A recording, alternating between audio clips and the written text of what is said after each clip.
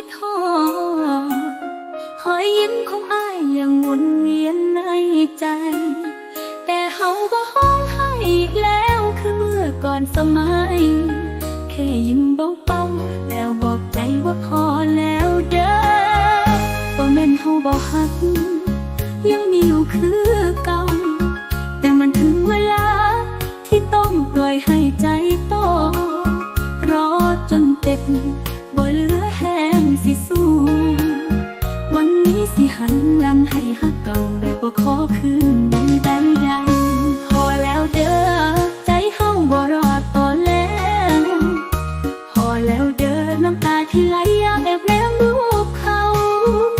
พอแล้วเด้อความหวังที่เฮาแบกไว้นอนหลายคืนเฮาขอคืนใจโตจากเฮาที่มีแต่เฮาฝ่ายเดียว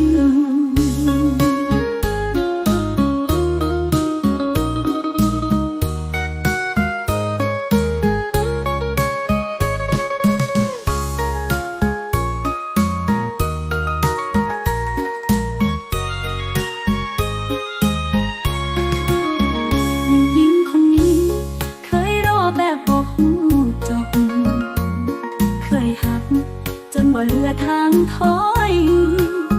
แต่วันนี้หักเขาบ่ได้มีความหมายใดน้อยเลยสิพอแล้วกับหักที่อ้ายบ่เคยหัก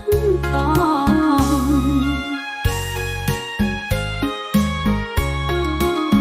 บ่มีคำอำลาบ่มีคำว่าสิไปแค่หัวใจเฮาสิเดินต่อไปผู้เดียวอ้ายสิอยู่ดีบ่ต้องห่วงดอกเด้อคนเคยเที่ยวเฮาสิไปหาทางของเฮาที่บ่มีน้ำตาเป็นเพื่อนใจ